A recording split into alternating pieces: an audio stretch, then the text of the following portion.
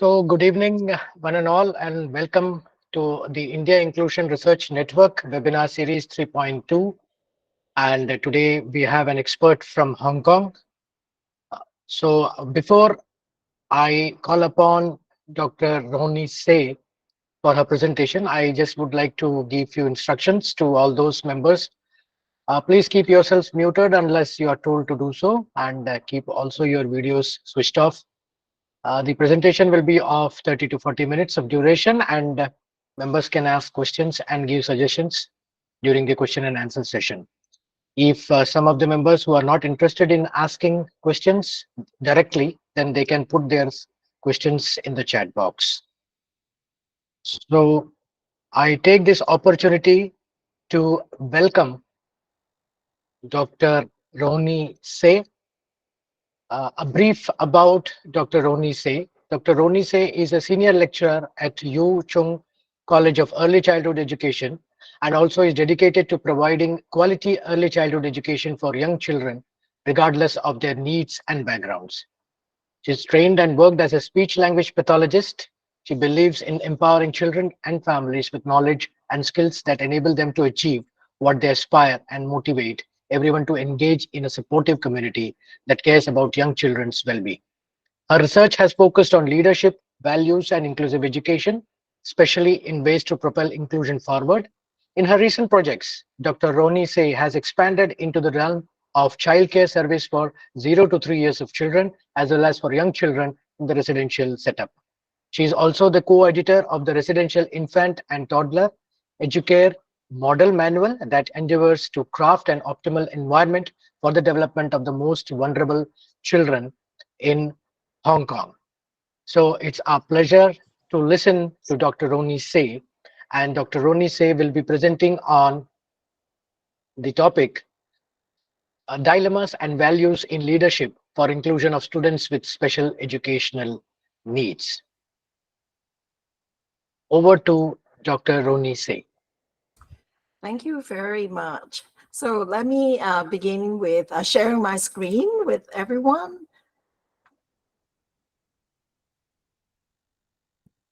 Can everyone see my screen? Yes. Thank you. Thank you so much for having me tonight, and thank you for inviting me to this network. I'm so honored to be able to speak to you. And today I would like to share a little bit about my research on leadership for inclusion of students with special educational needs in Hong Kong and the dilemmas and values that are involved in the leadership decisions. I'm Rohnii Say. My name is quite often being mistaken as an Indian name, Rohini, which I find very interesting, which I also very enjoy. I've been to India a few times, and every time I've been referred to as Rohini, which I really enjoy. And so sometimes my friend actually call me Rohini as my nickname. So very happy to be able to speak to a network of researchers that are interested in inclusion. I want to begin with sharing with you my journey to inclusion research. As you can see on my screen, my pathway is actually not very straightforward. I began my career as an IT professional. So I started in the technological field. I worked for a number of years, and I actually went through, all the studies to be able to become an IT professional. And throughout my studies, I think I went through a typical mainstream education where you have to work very hard to do well in your public exams, and you have to make sure that you excel in your academic work and to be able to pursue your secondary school and then go through university to be finally able to become a professional. So, and then after a few years of working in the IT industry, I felt that there's something missing. And there's this human connection that I felt was not really featuring enough in my career. So I decided that maybe I need to pursue something else. So I went into speech language pathology, which is a completely different profession because it's all human facing. And I went through it and I started encountering people with disability, and then I started working with children with special educational needs. And that's my introduction to inclusion. And as I was working with these young children, I worked in early childhood education.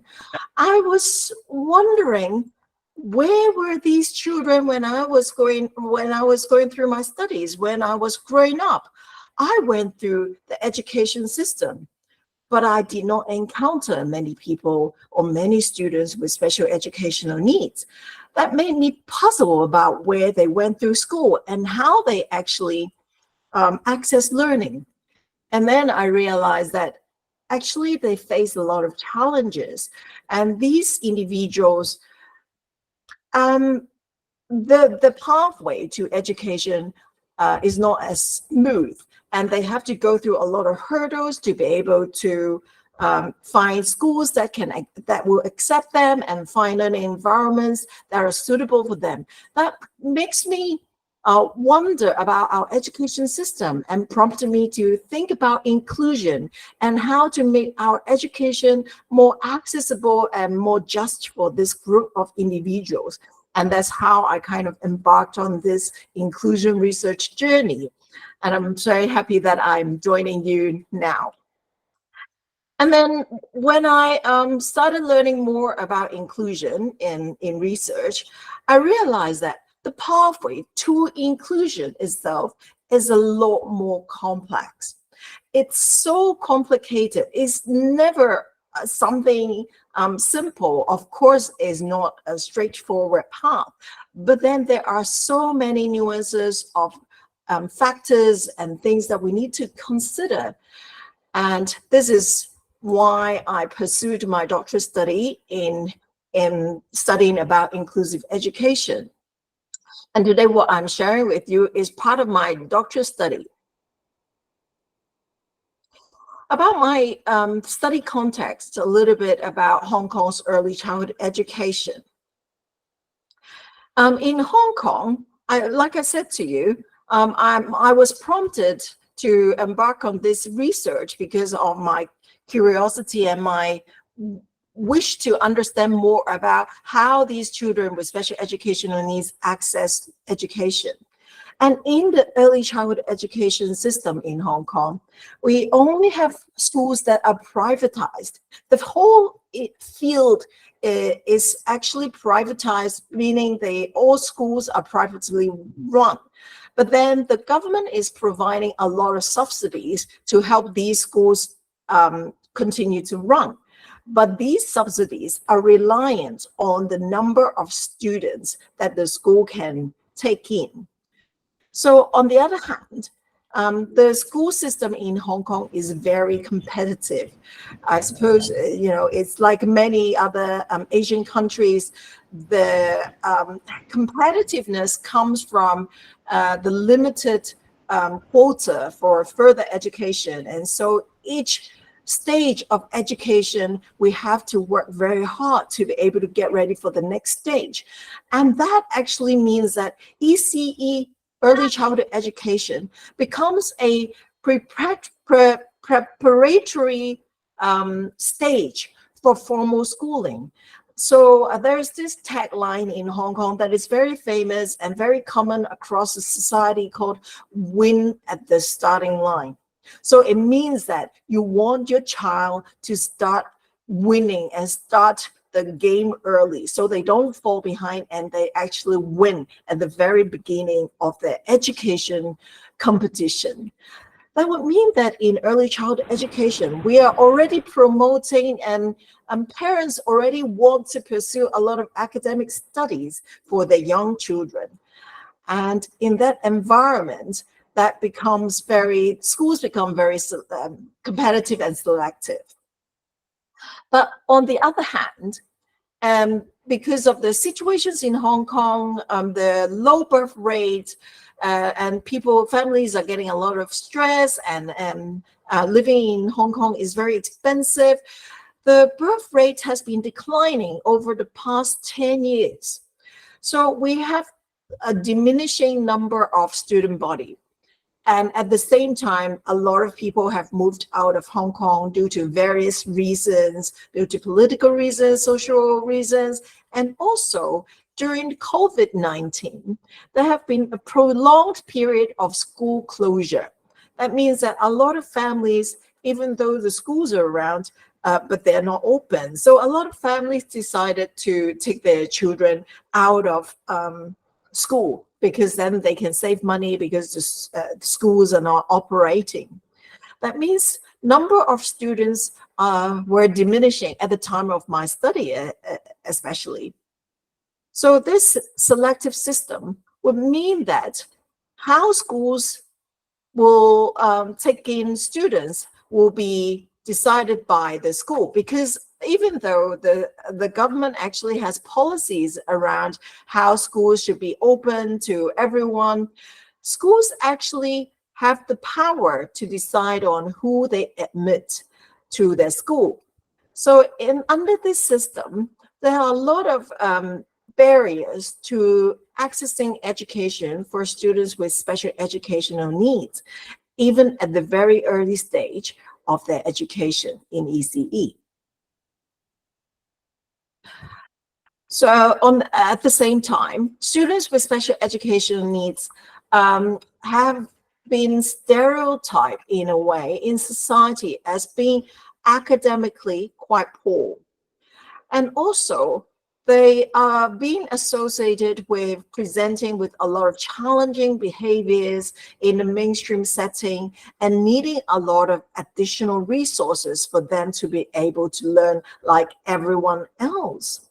And under this situation, that makes it particularly challenging for this group of children to have a fair go at accessing education, even at the very beginning of the education journey. Now, under this context, this is where my study began. And of course, I had to go through a lot of literature to consider, about inclusion, and especially around the topics of dilemmas and values. To begin with, I looked at how models of disability may feature and how that influences how inclusion and how special educational needs are being perceived by different individuals, and also how they're being positioned in education.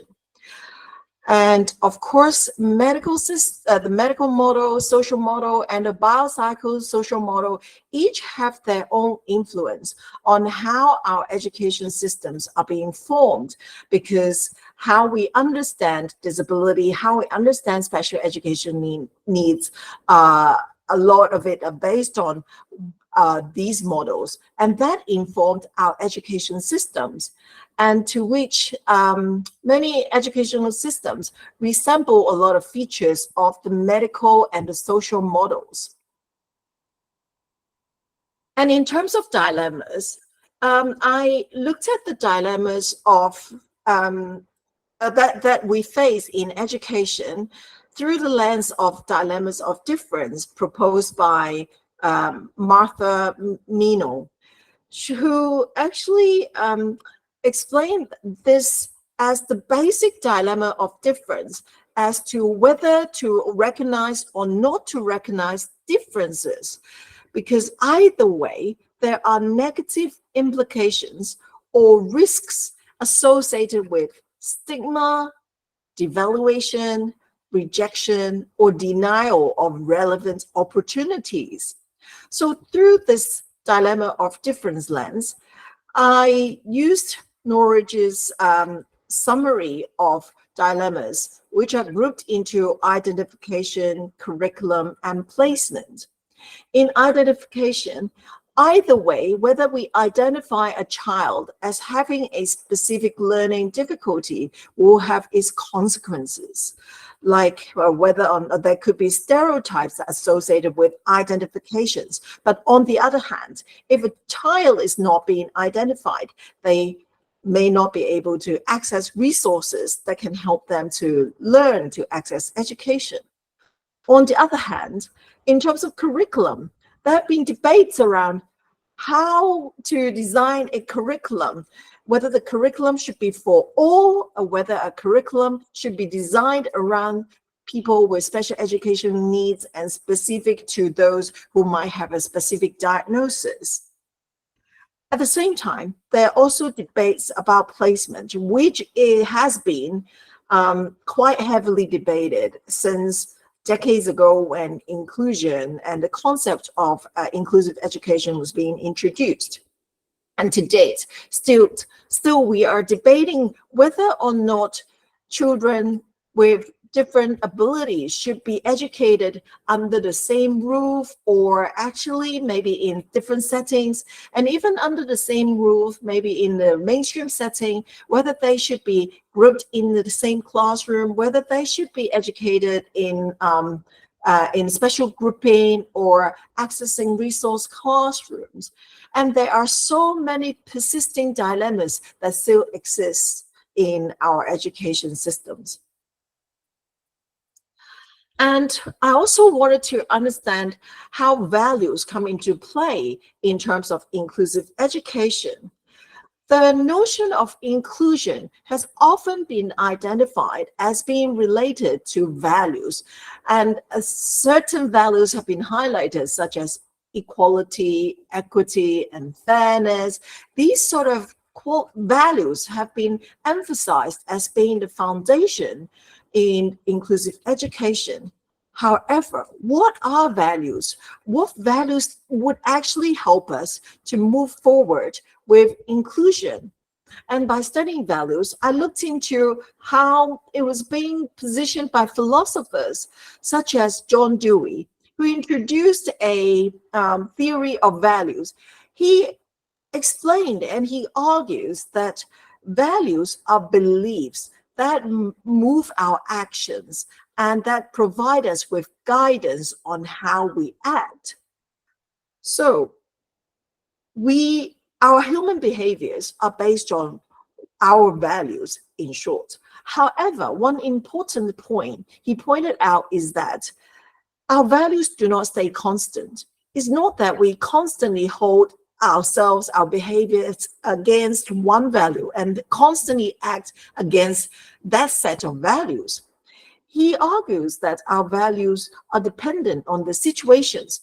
We will actually prioritize the values based on the situations that we encounter at the time.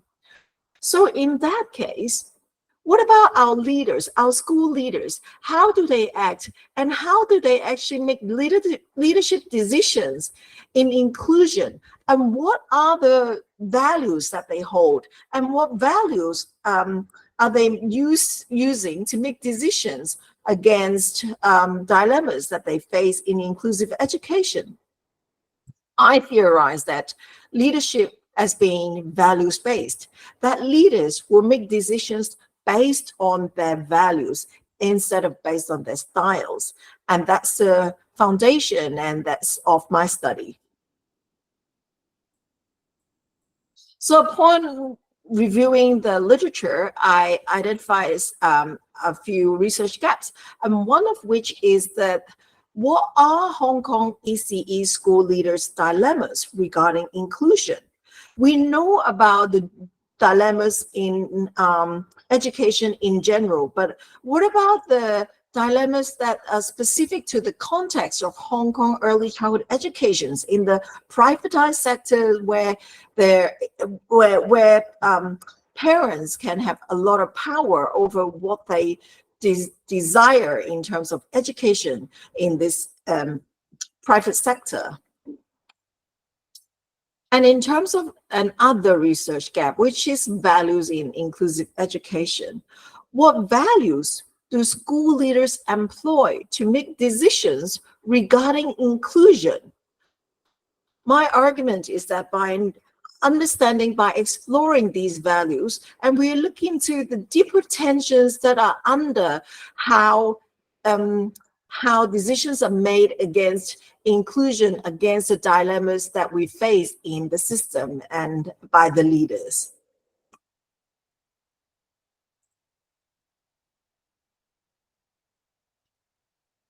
So in terms of the methodology, My study is an interpretive study.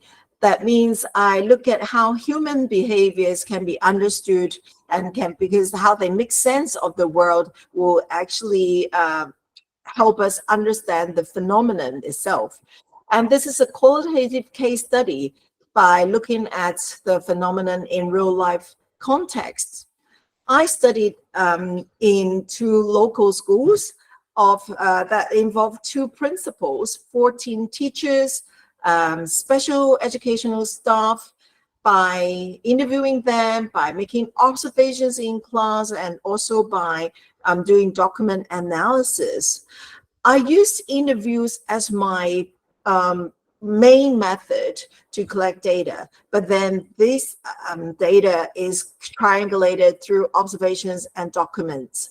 And I conducted 3 rounds of interviews with the principals, one at the beginning of the research stage, to understand their backgrounds, to get to know them, to get to know how they practice, one at the in the middle of the research, to after I have done 1 round of interviews with the teachers and the special educational staff to get their perspectives, and after observing how the practices are done in the school.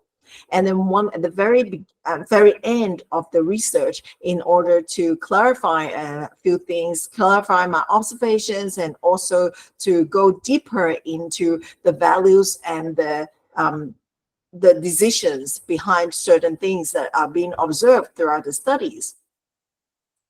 And the data was analysis using thematic analysis proposed by Brown and Clark. About the findings, in terms of dilemmas, three themes have been identified, and they are related to staffing limitations, which are dilemmas regarding inclusion of children with special needs in conditions where staffing is limited. Another one is around resource allocation, where the schools have very limited resource that they can allocate to supporting children with special educational needs.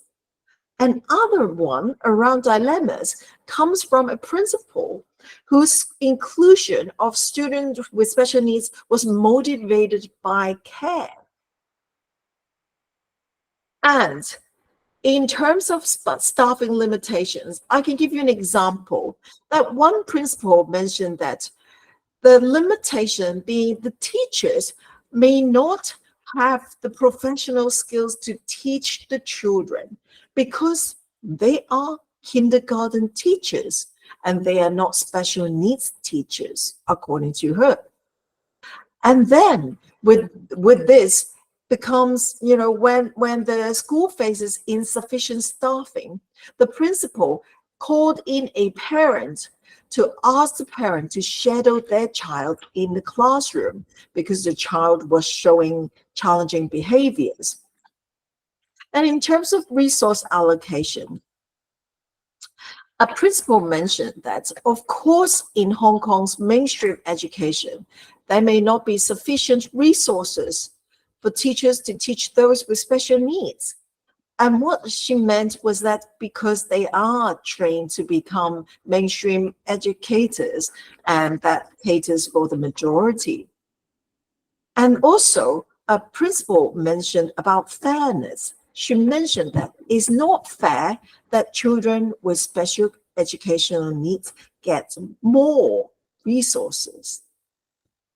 In terms of tensions from care, one principal who cared about students and she equally cared about teachers, she said that at one stage, as the school became more and more stable, she wanted to help more children with special educational needs.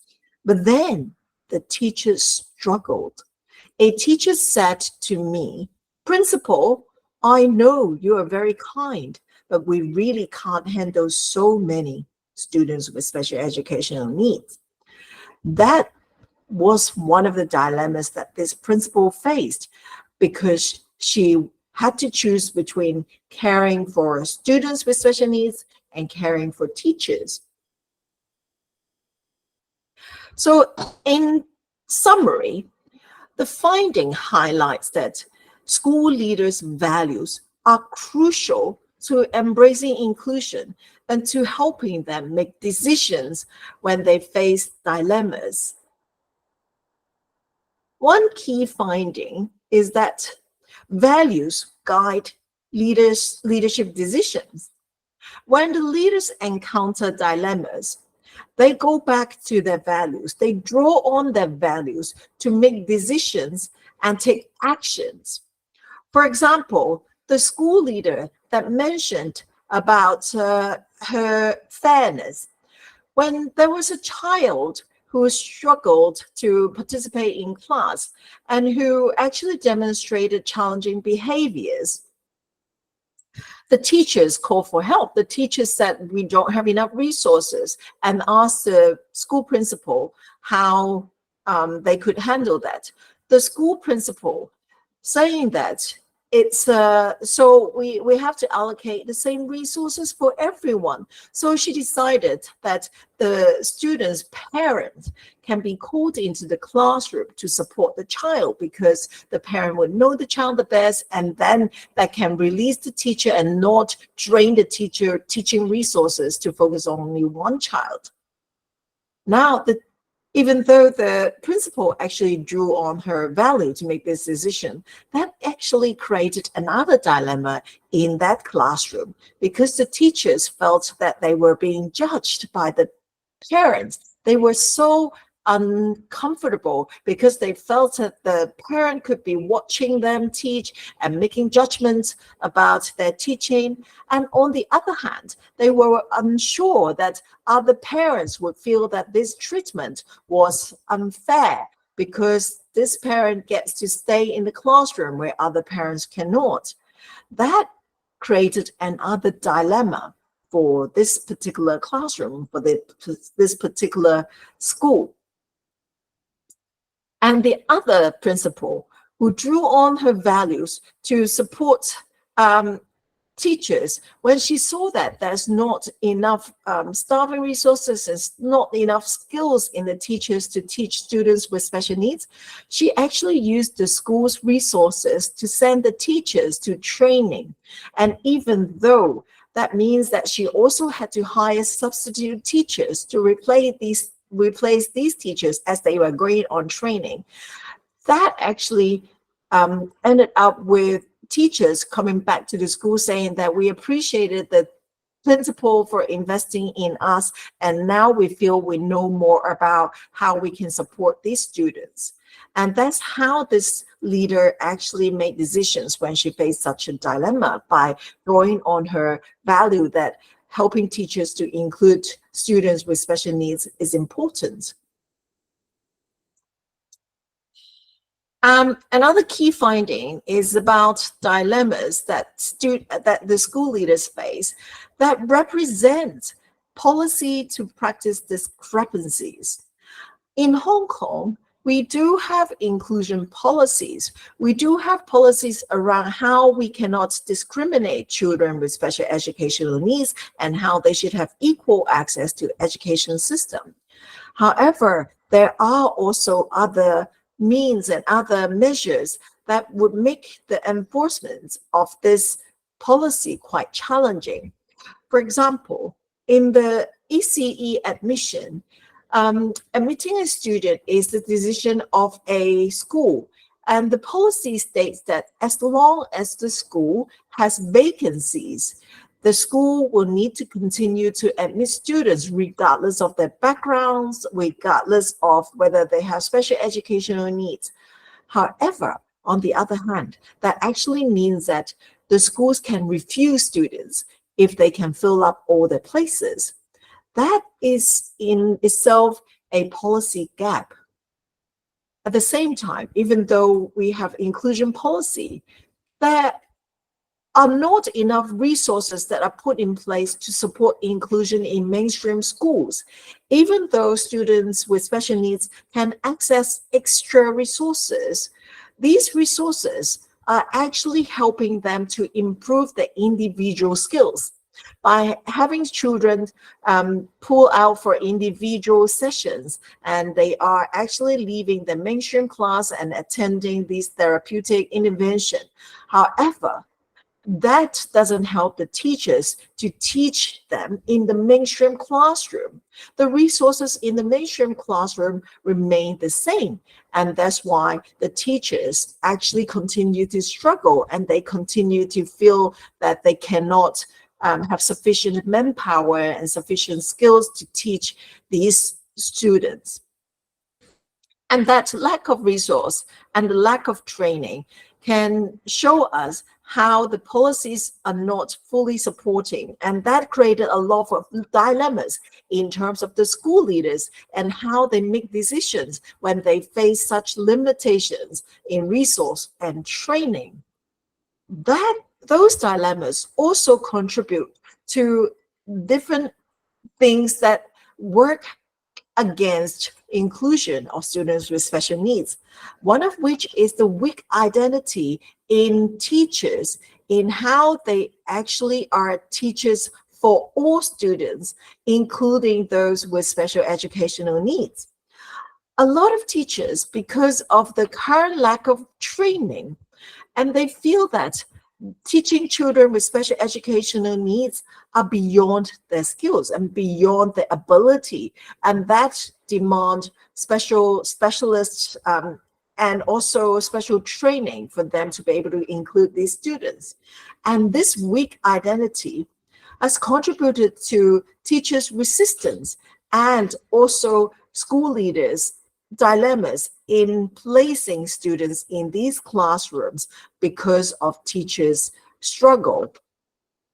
On the other hand, because of the lack of resource and lack of training, and also the pressure under the market, the schools continue to be able to continue to have to fight against the selective market pressure. Parents are demanding academic skills, and they have a perception that these students, having students with special needs in the schools, might work against their children's learning and academic excellence. So the schools, in terms of survival, also put school leaders under the dilemma of whether or not to admit these students. But on one hand, admitting these students would boost their enrollment numbers, because that will help them to receive more government funding and thus help the school to survive under the condition of under-enrollment. But on the other hand, that would actually decrease the attractiveness of their school to parents, and that becomes a very big dilemma to school leaders. And that also can show us how the negative attitude continue to work against inclusive education. Because of these attitudes, the school leaders have to think twice before they consider or not a student with special educational needs should be included in their school. Another key finding is that integration is often being confused with inclusive education. That is something that relates to the school leaders' values as well, because then the focus is on the children's difference.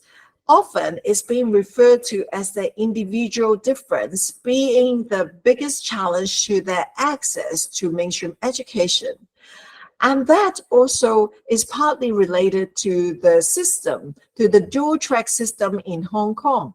The dual track system channels students into two streams, one being the mainstream stream, where they have mild special educational needs, where they are considered to be suitable for being educated, to be learning in mainstream because they can access the mainstream curriculum. The other channel is the special education, where students will be going through special schools and have a very different curriculum to mainstream education. And that continue to reinforce the thinking that inclusion is actually the same as integration, and integration is the same as inclusion because there's no such differentiation in mainstream. And there's also little mention of rights to education. None of the conversation that we had in the research was about children's rights to being educated together with their peers and together with everyone else in the mainstream schools. That's one of the biggest gaps that we identified in this research. So to conclude, so values-based leadership can show us that we, by looking at leadership through values-based lens, shows us that nurturing educators' values is very, very important because they actually make decisions based on what values that they hold and their values around inclusion and inclusive education for children with special educational needs. And other key finding, it's about policies mismatch inclusion. And that implies to us that there is a need to review admission systems, admission mechanisms, and how we allocate resources, and how we actually design our teacher training in order to help to schools to move towards being more inclusive of students with special educational needs. Another one is about understanding of inclusive education. And this is related to the conceptualization of inclusion and the constant misconceptualization of integration continues to limit the leader's imagination or their openness to receiving students with a range of diverse needs. And even though one of the principals in the research study was quite receptive of having having students with special needs in her schools, her openness is still limited to those with mild educational needs. She considers that these children are the ones that, with a little bit of help, could continue to learn like other people, and then they can actually access mainstream education. But for those who have more learning needs, who may not have be able to access the current mainstream curriculum, she considers that it is only natural for them to be going to special schools, and inclusion and the current system is not able to cater to this group of children.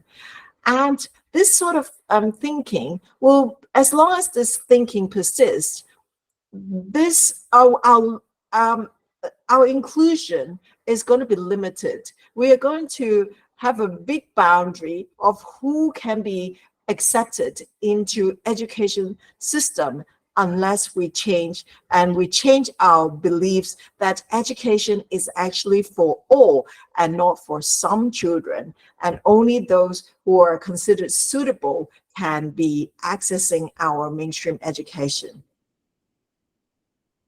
And thank you very much for listening to my research study, and I'm happy to discuss more with you and to take any questions that you have. Thank you.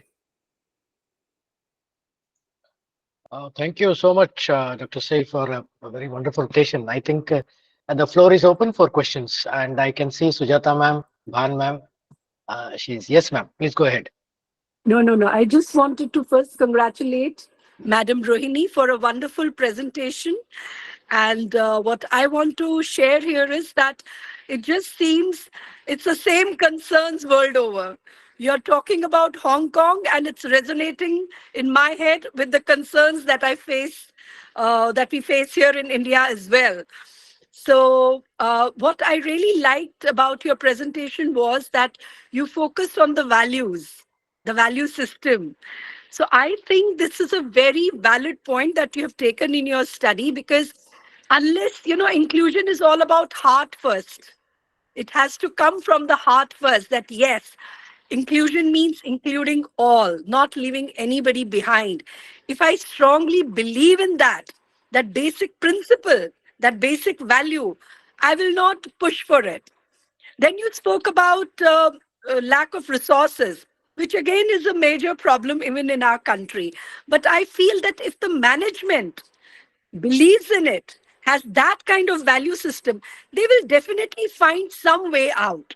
You know, a teacher may want to do something, but if the management doesn't support, then teachers cannot do much. So it trickles from top. So in that sense, I feel what you highlighted is very, very valid. And it is a kind of a message to all our management, all our principals, all our heads also, that if they believe in inclusion, they will make sure of supporting their teachers in some way or the other. Yeah, another thing that you highlighted was, teachers feel incapable of handling the children because in India, particularly, the strength of the students in the class is huge.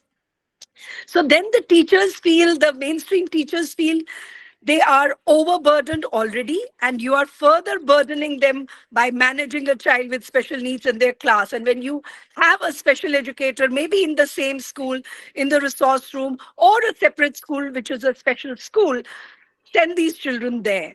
So that again is a major concern of our teachers as well, and lack of skills. So I think our government is trying very hard right now for capacity building of all mainstream teachers to be able to address these diversities in class. And inclusion and integration should not be mixed up.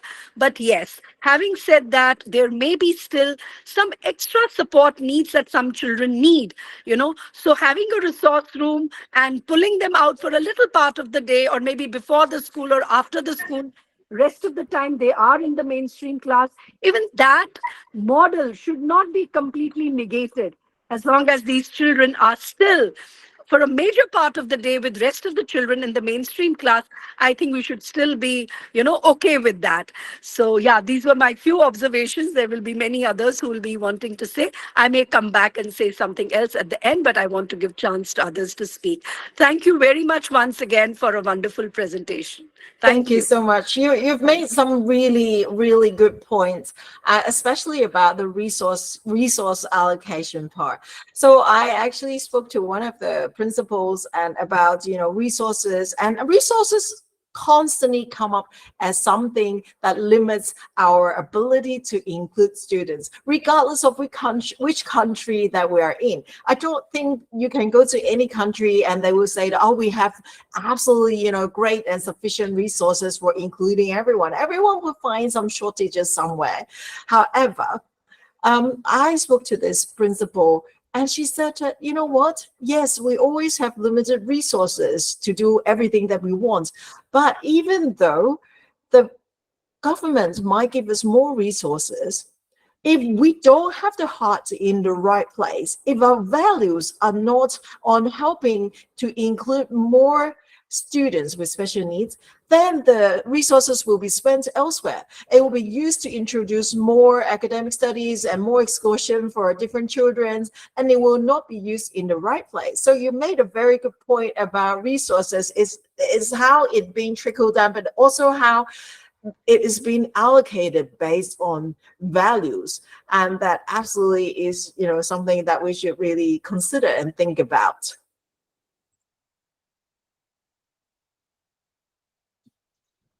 Yeah, the floor is open for questions. Anybody would like to ask Dr. Say question, or anybody would like to put their question in the chat box? Rohnii, I'm Mercy, and I've got a question. So I'm a special educator here in the United Arab Emirates, and I work with an inclusion school. One of the things that I do is get in touch with the external agencies, that is, the therapists, and get an idea of what their goals are for the child. So when I create my IEPs, I plug in those goals as well. So was it something that you kind of found out or suggested, had suggestions coming in from, special educators and things like that when you did your research? Yeah, that is again something very, very important to be mentioned. In Hong Kong, early childhood education, the model is that the child goes to a mainstream school and they can be supported by a team of specialists like yourself, and including maybe therapists and also special educator.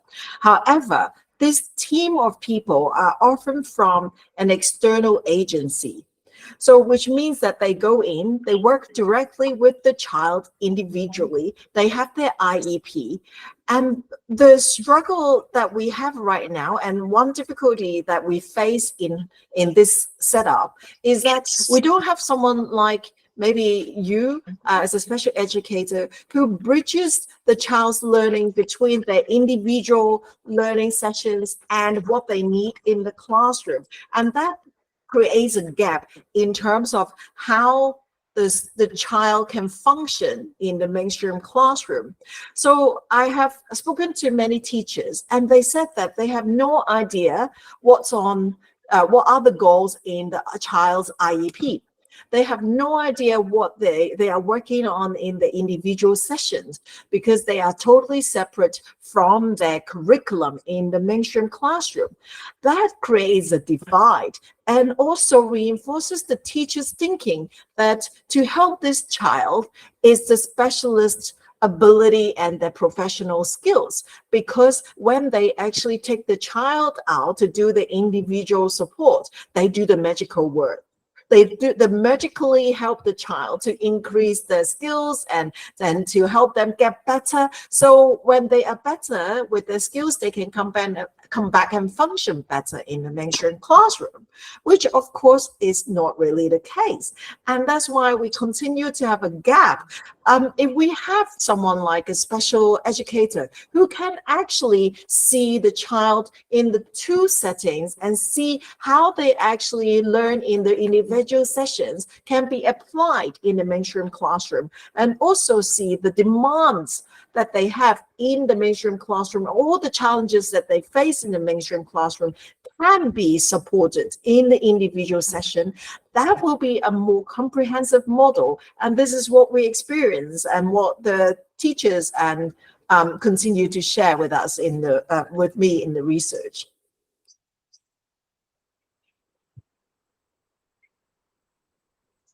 Okay. I see a question that has been popped up in the chat box.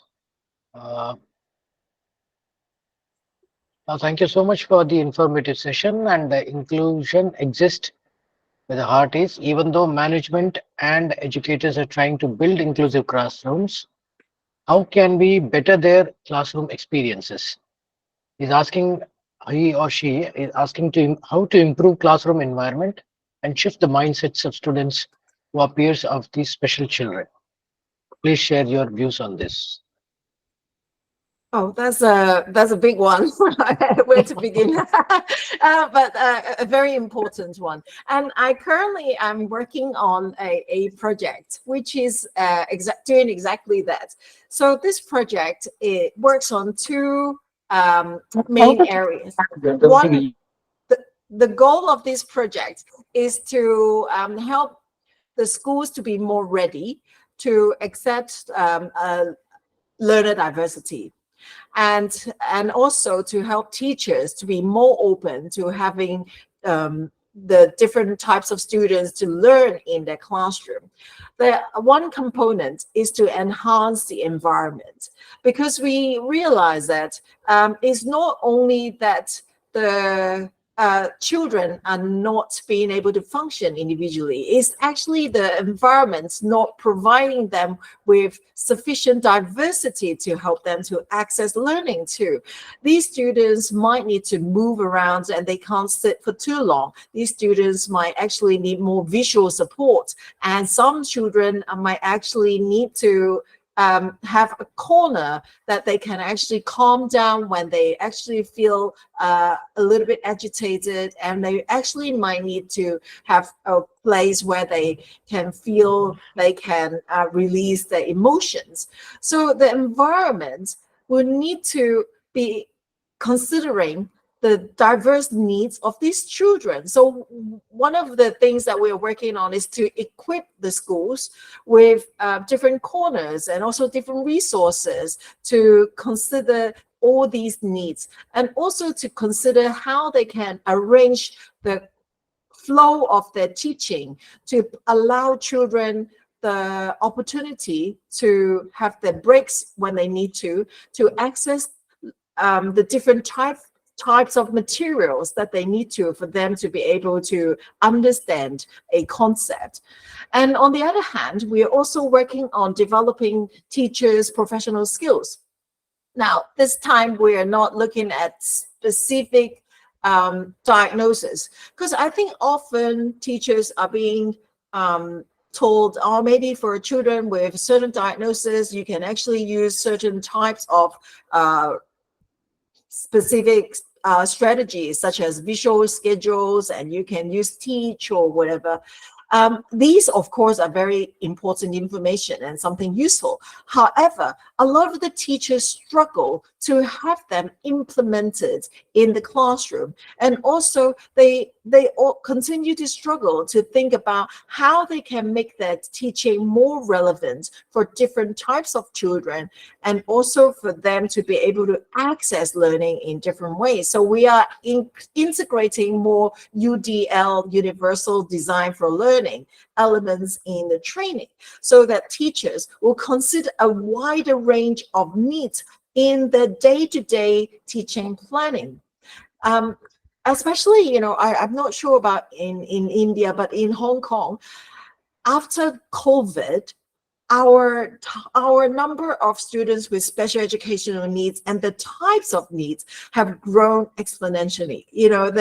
Regardless of whether or not the child has a diagnosis, the types of needs have diversified in the classroom. So teachers will need to adapt, and they'll need to think about that teaching is not only for one mode of learning. So I think introducing the adaptation into introducing teachers, how they can easily make some adjustments to help their teaching be more flexible, is already very helpful for teachers. Yes. Thank you so much, ma'am. It definitely answered my question. Thank you so much. Thank you.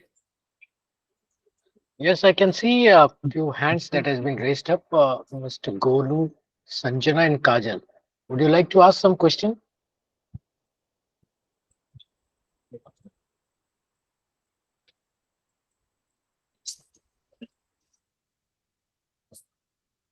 Well, I think anybody else would like to I ask just a want question.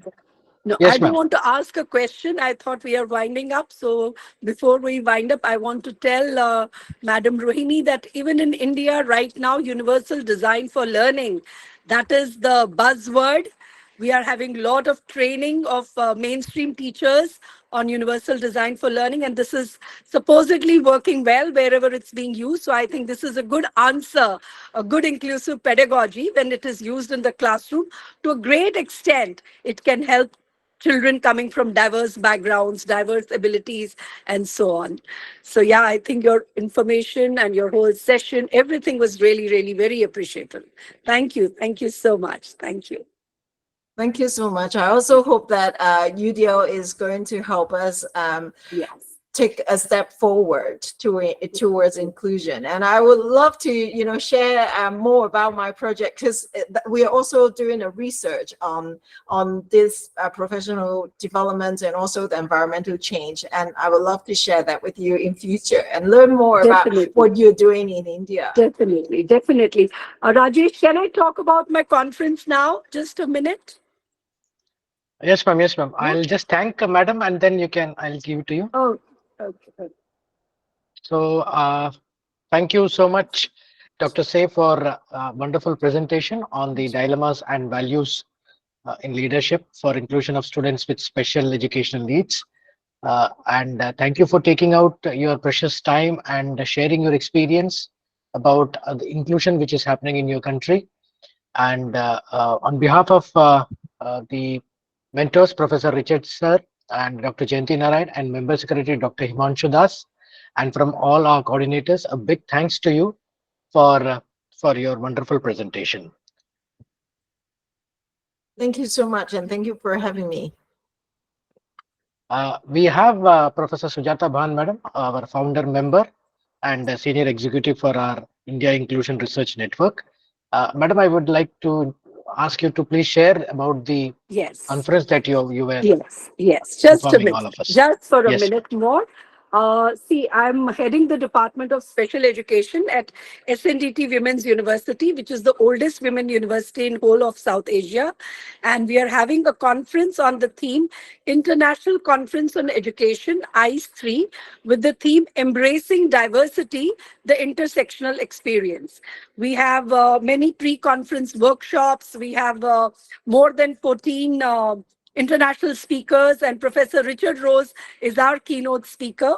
And we have more than 30 national speakers. We have having a lot of panel discussions, didactic sessions, and it's a big event from 9th to 11th of January 2025. I've shared the link of our conference website in the chat box. I would like everybody to have a look at it, and there is still early bird till the month of September 30th. So I would request everybody to have a look and contribute and be a part of this mega event. And Madam Rohini, I would also like you to have a look at it and see in which way we can invite you and you can be a part of our conference too. That will be our honor. Thank you very much. Thank You can you. see the link in the chat box. Okay. All right. That's all I wanted to share. Thank you so much, ma'am, for Thank this you. information. And definitely, Thank you. I have also shared with my Yes. groups. Yeah. And thank you so much. Thank you so much, all the members who have participated. A Thank small you. announcement that next month we will not be having our regular webinar series because 21st and 22nd of September, we are officially launching the India Inclusion Research Network in the conference that is happening in Chennai, which is basically a joint collaboration with Sankalp. So Professor Richard Rose and all the other members will be joining offline in India in Chennai.